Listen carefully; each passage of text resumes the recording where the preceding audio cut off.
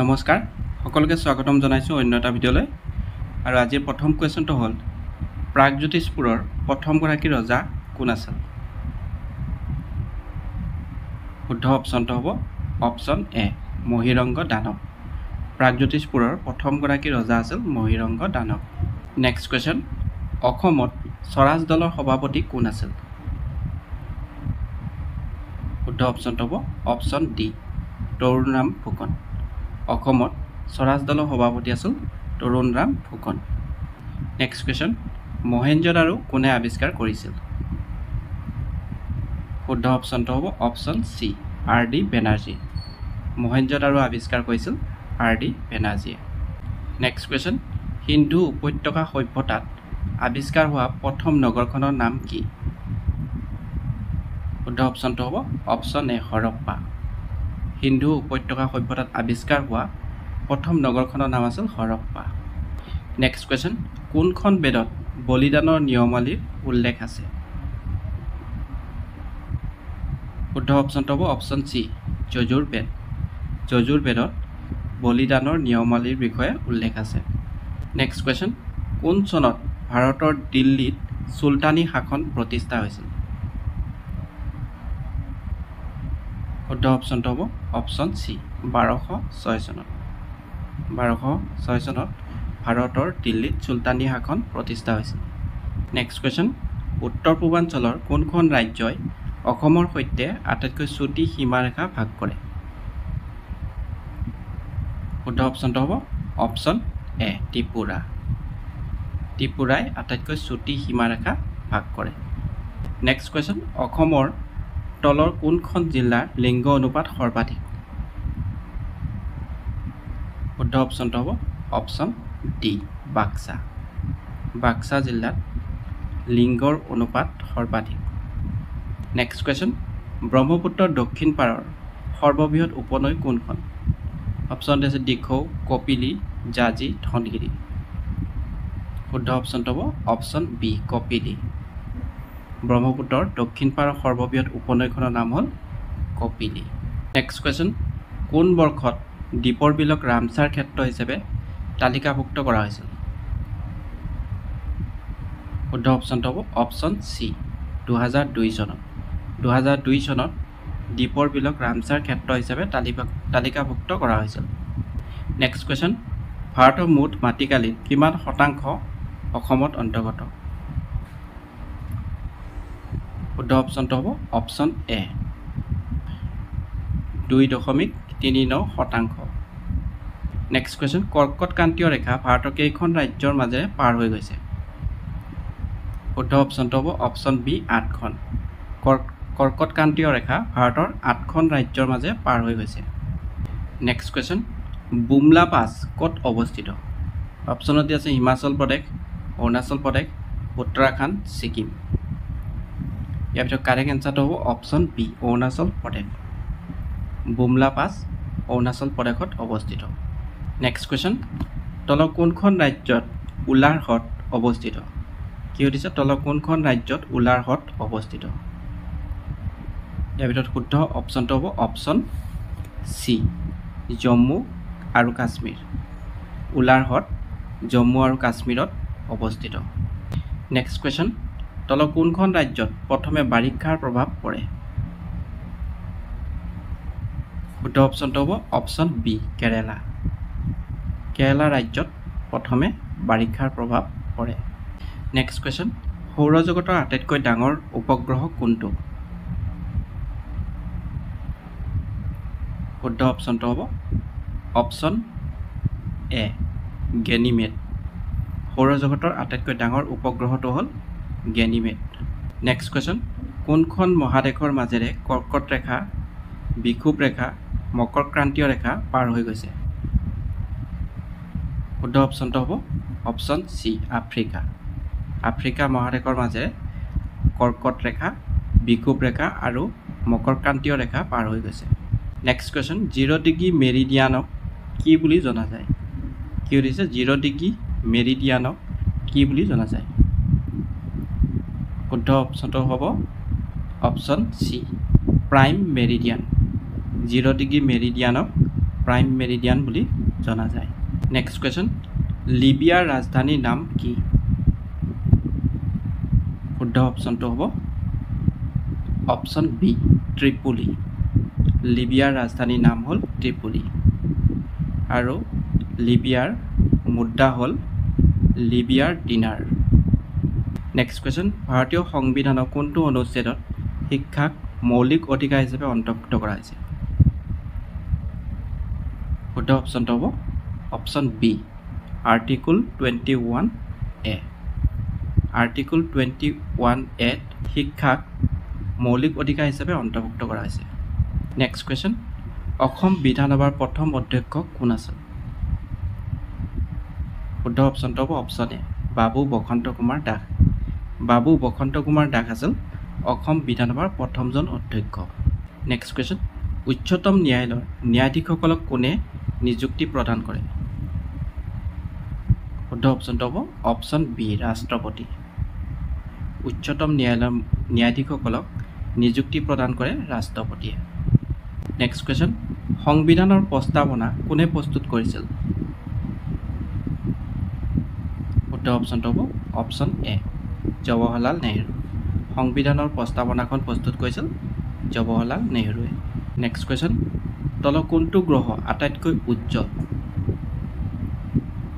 শুদ্ধ অপশ্যনটো হ'ব অপশ্যন বি শুক্ৰ গ্ৰহটো হ'ল আটাইতকৈ উজ্জ্বল গ্ৰহ আৰু এই শুক্ৰ গ্ৰহটোক মৰ্ণিং ষ্টাৰ ইভিনিং ষ্টাৰ বুলিও জনা যায় আৰু পৃথিৱীৰ যমজ গ্ৰহ বুলিও জনা যায় নেক্সট কুৱেশ্যন তলত দিয়া কোনটো ভাৰতৰ প্ৰথম বেংক অপশ্যনত দিয়া আছে bank of Hindustan Punjab national bank general bank of India state bank of India ইয়াৰ ভিতৰত কাৰেক্ট এনচাৰটো হ'ব option A bank of Hindustan bank of Hindustan আছিল ভাৰতৰ প্ৰথমটো বেংক আৰু এইটো স্থাপিত হৈছিল 1770 চনত নেক্সট কুৱেশ্যন কোন চনত ভাৰতৰ প্ৰথম পঞ্চবাৰ্ষিক পৰিকল্পনা আৰম্ভ হৈছিল শুদ্ধ অপশ্যনটো হ'ব অপশ্যন বি 1951 চনত 1951 চনত প্ৰথম পঞ্চবাৰ্ষিক পৰিকল্পনা আৰম্ভ হৈছিল নেক্সট কুৱেশ্যন ৰাষ্ট্ৰসংঘৰ মুখ্য কাৰ্যালয় ক'ত অৱস্থিত শুদ্ধ অপশ্যনটো হ'ব অপশ্যন বি নিউয়ৰ্ক ৰাষ্ট্ৰসংঘৰ মুখ্য কাৰ্যালয় নিউয়ৰ্কত অৱস্থিত নেক্সট কুৱেশ্যন বিশ্ব বাণিজ্য সংস্থাৰ মুখ্য কাৰ্যালয় ক'ত অৱস্থিত শুদ্ধ অপশ্যনটো হ'ব অপশ্যন এ জেনেভা বিশ্ব বাণিজ্য সংস্থাৰ মুখ্য কাৰ্যালয় জেনেভাত অৱস্থিত নেক্সট কুৱেশ্যন খাদ্য আৰু কৃষি সংস্থাৰ মুখ্য কাৰ্যালয় ক'ত অৱস্থিত শুদ্ধ অপশ্যনটো হ'ব অপশ্যন চি ৰোমত খাদ্য আৰু কৃষি সংস্থাৰ মুখ্য কাৰ্যালয় ৰোমত অৱস্থিত নেক্সট কুৱেশ্যন ব্লু ৰিভলিউশ্যন বা নীলা বিপ্লৱৰ সৈতে জড়িত হৈছে গাখীৰ উৎপাদন মৎস্য উৎপাদন ফুল উৎপাদন ফলৰ উৎপাদন ইয়াৰ ভিতৰত শুদ্ধ উত্তৰটো হ'ব অপশ্যন বি মৎস্য উৎপাদন নেক্সট কুৱেশ্যন তলত দিয়া কোনটো সেউজ বিপ্লৱৰ সৈতে জড়িত অপশ্যনত দিছে খাদ্য শস্য উৎপাদন ফলৰ উৎপাদন আলু উৎপাদন ফুল উৎপাদন ইয়াৰ ভিতৰত কাৰেক্ট এনচাৰটো অপশ্যন এ খাদ্য শস্য উৎপাদন নেক্সট কুৱেশ্যন 1948 চনত স্বাধীন ভাৰতত কোনে প্ৰথম অসম বাজেট দাখিল কৰিছিল শুদ্ধ অপশ্যনটো হ'ব অপশ্যন চি বিষ্ণুৰাম মেধিয়ে 1948 চনত স্বাধীন ভাৰতত প্ৰথম বাজেট দাখিল কৰিছিল নেক্সট কুৱেশ্যন সুকন্যা সমৃদ্ধি যোজনাৰ অধীনত কিমান বয়সলৈকে কন্যা সন্তানৰ একাউণ্ট খুলিব পাৰি শুদ্ধ অপশ্যনটো হ'ব অপশ্যন চি 10 বছৰ নেক্সট কুৱেশ্যন কোনজন ৰাজনীতিবিদক অসমৰ লৌহ মানৱ বুলি জনা যায় শুদ্ধ অপশ্যনটো হ'ব অপশ্যন চি বিষ্ণুৰাম মেধিক অসমৰ লৌহ মানৱ বুলি জনা যায় নেক্সট কুৱেশ্যন কোন চনত মিজোৰাম চুক্তি স্বাক্ষৰিত হৈছিল শুদ্ধ অপশ্যনটো হ'ব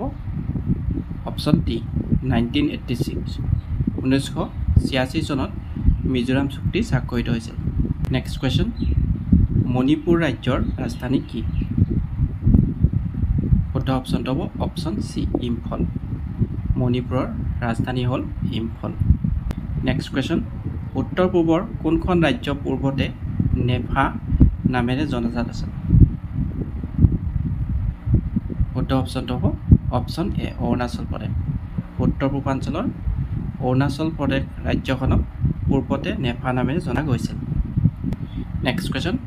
শ্ৰীমন্ত শংকৰদেৱৰ ৰচিত প্ৰথম অংকীয়া নাটখন কি আছিল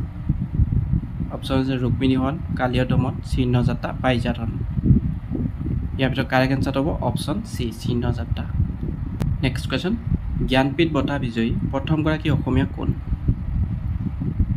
শুদ্ধ অপশ্যনটো হ'ব অপশ্যন এ বীৰেন্দ্ৰ কুমাৰ ভট্টাচাৰ্য জ্ঞানপীঠ বঁটা বিজয়ী প্ৰথমগৰাকী অসমীয়া আছিল বীৰেন্দ্ৰ কুমাৰ ভট্টাচাৰ্য নেক্সট কুৱেশ্যন কোনজন অসমীয়া কবিক ধনী কবি বুলিও জনা যায় শুদ্ধ অপশ্যনটো হ'ব অপশ্যন ডি বিনন্দ চন্দ্ৰ বৰুৱা বিনন্দ চন্দ্ৰ বৰুৱাক ধনী কবি বুলিও জনা যায় নেক্সট কুৱেশ্যন আন্তঃৰাষ্ট্ৰীয় শ্ৰমিক দিৱস কোন তাৰিখে পালন কৰা হয় শুদ্ধ অপশ্যনটো হ'ব অপশ্যন বি 1 মে তাৰিখে 1 মে তাৰিখে আন্তঃৰাষ্ট্ৰীয় শ্ৰমিক দিৱস হিচাপে পালন কৰা হয় নেক্সট কুৱেশ্যন 14 ছেপ্টেম্বৰ তাৰিখটো কি দিৱস হিচাপে পালন কৰা হয় শুদ্ধ অপশ্যনটো হ'ব অপশ্যন বি ৰাষ্ট্ৰীয় হিন্দী দিৱস 14 ছেপ্টেম্বৰ তাৰিখটো ৰাষ্ট্ৰীয় হিন্দী দিৱস হিচাপে পালন কৰা হয় নেক্সট কুৱেশ্যন ছাংগাই মহোৎসৱ কোনখন ৰাজ্যত পালন কৰা সাংস্কৃতিক উৎসৱ শুদ্ধ অপশ্যনটো হ'ব option B Manipur next question Chapchar Kut উৎসৱ কোন ৰাজ্যৰ জনসাধাৰণে পালন কৰে অপশ্যনত আছে মেঘালয় ত্ৰিপুৰা মিজোৰাম মণিপুৰ শুদ্ধ অপশ্যনটো হ'ব option C Mizoram next question Arunachal প্ৰদেশৰ কোনটো উৎসৱ নতুন বছৰ হিচাপে পালন কৰা হয় শুদ্ধ অপশ্যনটো হ'ব অপশ্যন ডি লোচাৰ উৎসৱ নেক্সট কুৱেশ্যন PV সিন্ধু কি খেলৰ সৈতে জড়িত